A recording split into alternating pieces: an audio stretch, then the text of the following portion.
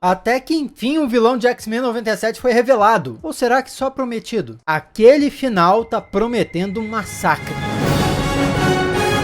Olá, como vai? Tudo bem? Eu sou o Miguel Loquia e essa é a minha análise e nota do 7º episódio de X-Men 97. É o último episódio antes do grande finale da temporada, que vai ser dividido em 3 partes. Ou seja, o que quer que esteja sendo desenvolvido aqui vai chegar ao ápice nos 3 episódios seguintes. E se realmente acontecer o que tá aparecendo, o negócio vai ser muito doido. A abertura da série sempre mostra umas cenas novas, mas dessa vez não. Só repetiram cenas mostrando o Cable enfrentando o Apocalipse, o Nimrod dentro do molde mestre e depois o Bishop com o Wolverine e a Tempestade de uma realidade alternativa enfrentando o Nimrod. Todas cenas que tem a ver com o que rola nesse episódio. Começamos no funeral do Gambit, com a presença além dos X-Men da Guilda dos Ladrões e dos Assassinos, contando com a presença da Bela Donna Bordeaux, que é a ex-esposa dele, e o Jean-Luc Lebeau, que é o pai adotivo. São muito bonitas as palavras que o Noturno diz e muito simbólico que o amigo tenha tido a possibilidade de ter dito elas, representando o papel de padre ali. Não foi dito diretamente que o Noturno era um padre, porém ele vivia assim em um mosteiro. Foi quando apareceu pela primeira vez na série, mas pelo jeito que as coisas vão, ele não deve voltar para lá tão cedo. A Vampira ataca uma base militar que foi feita para segurar o Hulk. Quem fala isso pelo bigodinho é ninguém mais ninguém menos que o General Ross, o quase sogrão do Bruce Banner, que tem uma rixa de longa data com o Hulk. Essa cena e essa base também lembra bastante a base que foi mostrada no filme do Hulk, lá do Eric Bana. Um filme que sempre que eu reassisto eu gosto mais do que eu lembrava. Tem até um vídeo meu aqui antigo falando sobre ele. E essa cena é um bom lembrete de como esse universo de X-Men 97 não é isolado, mas sim parte de um universo compartilhado da Marvel, o universo compartilhado das animações. Esses X-Men convivem com o Capitão América, que chega já, o Homem de Ferro, o Homem-Aranha, o Quarteto Fantástico, e todos eles interagiam nas suas séries animadas, que na época eram produzidas pela Fox, que agora foi comprada pela Disney, e por isso que essa animação X-Men 97 voltou com tudo. Quem sabe outras não voltem também, pretendo falar mais sobre isso no canal. Nós esquecemos com frequência do quão forte a Vampira é, para ser capaz de invadir um lugar feito para segurar o Hulk assim. Mas a real é que na sua origem, a Vampira não era tão poderosa, em termos de força bruta eu quero dizer. O que houve é que ela absorveu os poderes da Miss Marvel, a Carol Danvers, e fez isso por tanto tempo que reteve algumas das habilidades da Carol permanentemente e ainda arrancou as memórias dela. Tá aí outra personagem que também pode aparecer nesse universo. Na conversa com o Scott, é dito que Val Cooper não foi localizada ainda nos destroços de Genosha, é aquela representante humana da ONU. E isso pode nos levar de volta a uma teoria que vem circulando aí pela internet de que talvez a Val Cooper fosse a Mística disfarçada e estivesse trabalhando com o vilão esse tempo todo. Por enquanto não temos nenhuma prova, mas que a Mística já fez isso antes,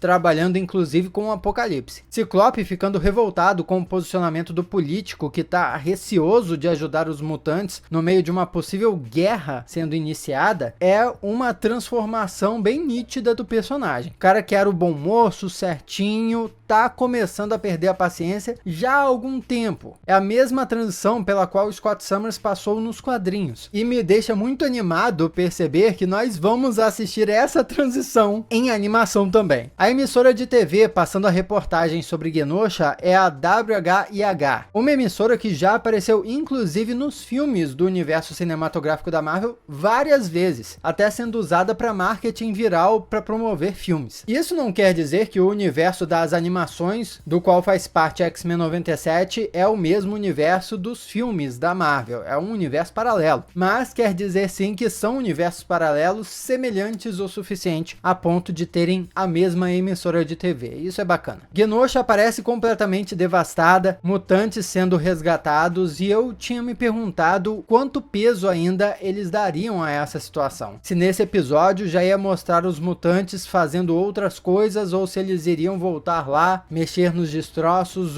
e algo mais. A repórter Trish Tilby, que tinha entrevistado os mutantes lá na mansão, aparece em Genosha e retoma um contato ali com o Fera, só que o cara tá revoltadíssimo naquele momento. É um ponto de muita tensão para os mutantes. Mas vale lembrar que a Trish Tube e o Fera tiveram um namoro real nos quadrinhos. É possível que ainda haja espaço para isso ser desenvolvido aqui. Vampira chega na cabana buscando o Gyrich, e a moto da Segunda Guerra do Capitão América já tá por ali, dando a dica de que ele ia aparecer. Quando eu tava pensando que ia rolar um combate entre Capitão América e Vampira, não. Capitão América já estava ajudando os mutantes, já estava investigando a mesma coisa que ela. Capitão sendo capitão, né? Se ele chegasse ali simplesmente impedindo ela, não faria sentido. Quando um teaser de X-Men 97 saiu mostrando essa cena, me pareceu muito um confronto se iniciando entre os Vingadores e os X-Men. Mas aparentemente não estamos nesse caminho ainda. De novo, ainda. Porque o Capitão América tem interesse de ajudar a Vampira e ajudar os mutantes. Mas ele ainda está em uma situação onde é submisso ao governo e precisa da autorização do governo nesse universo para realizar operações com a sua equipe. E nós já vimos naquela cena com Scott Summers como os políticos estão cautelosos em ajudar os mutantes agora. Imagina só quando uma guerra começar, e vai começar. Você já vai entender quando a gente buscar as referências dos quadrinhos, tá? Mas pensando nisso, imagina só o que o governo vai mandar o Capitão América fazer quando esse confronto entre governo e mutantes começar. Pra falar a verdade, a história de Vingadores versus X-Men que rolou nos quadrinhos parece um pouco distante da trama que está sendo desenvolvida agora aqui nessa série animada, que na real parece estar indo por um outro caminho. Mas antes só quero comentar que essa base do subsolo aí me lembrou muito a base do Armin Zola, que o Capitão América e a Viúva Negra alcançaram no subsolo de uma antiga base da SHIELD em Capitão América 2 Soldado Invernal. E também foi muito boa a cena em que a Vampira falou pro Capitão: se você tá de mãos atadas não vai precisar disso, e jogou o escudo fora. Ela não quer levar desaforo pra casa, mas é ali naquela base onde eles veem pela primeira vez a sigla OTZ, no inglês OZT, que significa Operação Tolerância Zero. E isso joga na nossa cara a história dos quadrinhos que eles estão adaptando, que começa com você deixando o like aí no vídeo. Pô, deixa o like para fortalecer aí o conteúdo, isso me anima pra caramba a continuar produzindo. Se você for novo por aqui, pode se inscrever também para fazer parte da família Loquia, e muito em breve, na semana que vem, a família Loquia vai ter um local especial só para ela, viu? Com coisas exclusivas e tudo mais, tá bem legal, muitas coisas planejadas aí. Aguarde e confie. Operação Tolerância Zero foi uma história que saiu nos quadrinhos justamente no ano de 1997. Então parece até que os produtores da série pegaram assim: pô, X-Men 97, o que tava saindo nos quadrinhos em 97? Essa história, vamos contar essa história. E a trama se focava justamente em personagens como Peter Gyrich e o Bastion, que aparece aqui nesse episódio. O cara que aparece sufocando o Gyrich no fim desse episódio aparece conversando com um Sinistro, aquele cara misterioso. Ele é o Bastion. É basicamente uma máquina biológica que odeia mutantes e surgiu da fusão do Nimrod, que é uma versão futurística dos Sentinelas, e o Mestre Mold, que é um sentinela criador de sentinelas. Então assim, o Ultimate Sentinela, odiador de mutantes, destruidor de mutantes, aniquilador, Bastion. Esse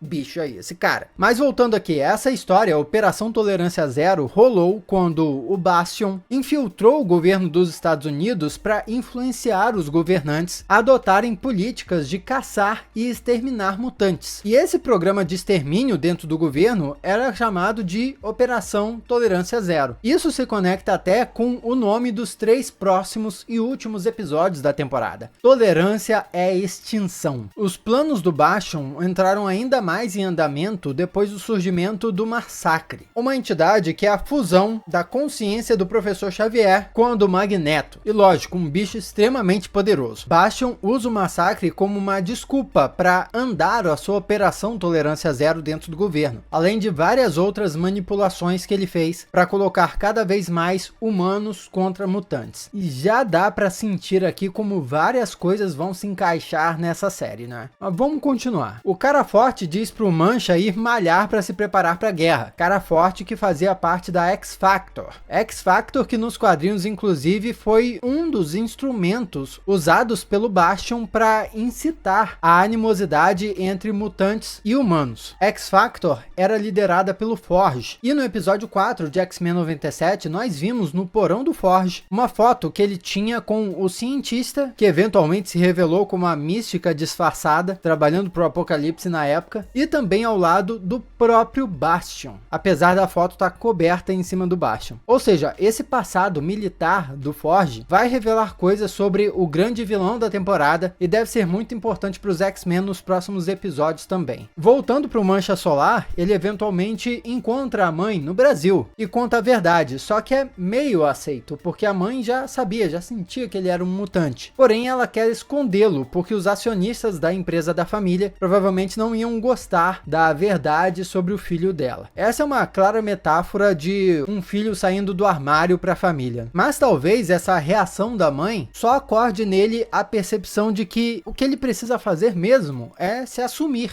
é lutar e não continuar se escondendo. Me pergunto até se antes do episódio final nós teremos o Mancha Solar naqueles créditos iniciais da abertura. Quando a vampira encontra o Gyrich e suga sua energia, vê o rosto dele substituído pelo do Nimrod, que é a versão mega avançada futurista do Sentinela. E só, indicando que a vampira não conseguiu ver tudo. Esse era apenas um processo, uma etapa, parte da memória para chegar até o Bastion. Peter Gyrich estava bloqueado, porque como nós vimos depois, com o próprio Bolivar Trask, o Bastion foi capaz de desenvolver uma tecnologia que alterava biologicamente as pessoas que ele queria. Emma Frost é encontrada em Genosha transformada em diamante. Nos quadrinhos é assim mesmo que ela descobre a sua nova habilidade, viu? Ao sobreviver ao ataque de Genosha. Até aquele momento, ela só tinha telepatia, e depois desse ponto, na mitologia dos X-Men, foi estabelecido que mutantes podem desenvolver uma segunda mutação. Ciclope fica super decepcionado que a telepata que foi encontrada não foi a Madeline Pryor e sim a Emma Frost. Mal sabe ele que Emma Frost é a grande parceira dele depois da Jean Grey. Trask chama os X-Men para Madripoor, que é o país, ilha, beco, epicentro da criminalidade no universo Marvel e já apareceu no universo cinematográfico na série Falcão e Soldado Invernal. Mas antes vamos buscar a vampira, que ainda tá perdida lá no México no Dia dos Mortos, e ela realmente amava o Gambit, viu? Porque só fala do Gambit, nem lembra do Magneto, provando que Magneto era só um peguete. E também já deixa claro que o Magneto ia voltar na série, vamos combinar. A série não ia simplesmente esquecer, ignorar o Magneto dessa forma, sendo ele um personagem tão importante para a história dos X-Men, tão icônico. E a prova tá na revelação final, né? Na cena final, que a gente já vai falar mais a respeito. Noturno, aliás, é um ótimo amigo, né? Quando ele se reencontrou com o Gambit e a vampira em Madripoor, eles se abraçaram, eram como irmãos, e nesse episódio ele estava realizando o velório do Gambit e depois consolando a vampira quando ela mais precisava. Mas o Trask, vendo a merda da qual ele participou, tá subitamente arrependido, citando até o Bhagavad Gita, que muita gente conhece do Oppenheimer falar, e agora eu me tornei a morte. E geral pegou a referência por causa do Christopher Nolan, que eu sei. O envolvimento do Cable nessa história toda já indicava que era uma ameaça do futuro, envolvida na situação toda. A tecnologia que eles encontraram é outra prova disso. E também, o título desse episódio, Olhos Brilhantes, é uma referência ao próprio Cable, além de uma boa alusão aos olhos do Gambit. Na cena final, o Sinistro diz que não consegue vencer os X-Men desde 92, que é quando a série começou. Essa é uma forma de X-Men 97 dizer que a história que está sendo contada aqui é para concluir a saga que foi iniciada na série inicial, lá há 32 anos atrás, se a minha matemática não me falha. O Bastion chega numa barbearia abandonada e coloca um disco para tocar, Purple Man Eater, uma música que fala sobre alienígenas roxos vindo tomar a Terra. Pode ser uma referência evidente ao Bastion, vindo de um outro momento, o futuro, para acabar com os mutantes. A cor predominante dele é roxa. Barbear o Magneto é um passo para deixá-lo apresentável para se tornar tornar a sua nova arma. Nós já vimos o que o Bastion foi capaz de fazer com o Bolivar Trask, que era um humano comum. Imagina o que ele vai ser capaz de fazer com um mutante nível ômega, como o Magneto. Vai transformar um mutante em sua arma, colocando mutantes versus mutantes. E é aí que vai entrar a adaptação de Massacre. Parece muito que a história está se encaminhando para isso. O vilão não simplesmente vai usar o Magneto, mas também vai aproveitar o Professor Xavier, o que faz muito sentido, já que afinal de contas, o Professor Xavier está vindo para a Terra e o vilão está vigiando ele através das transmissões do Império Shi'ar. Massacre é uma ameaça absurda, tanto para humanos quanto para mutantes, mas pode facilmente ser instrumentalizada para jogar a humanidade contra os mutantes. E eu acho que é isso que nós vamos ver nesses próximos 3 episódios. Vamos para as notas. Personagens nota 7, ação 7, com drama 8, visuais 7 também, com uma história 8 e um final 8. Uma nota por diversão, acho que esse episódio é 8, é mais um episódio construindo a tensão para algo por vir, e uma nota crítica para ele seria 7 também. O que você acha? Comenta aí, vamos trocar essa ideia aqui do lado. Tem outros vídeos que você já pode assistir. Muito obrigado pela sua companhia fenomenal, eu sou Miguel Loquia e a gente se vê na próxima.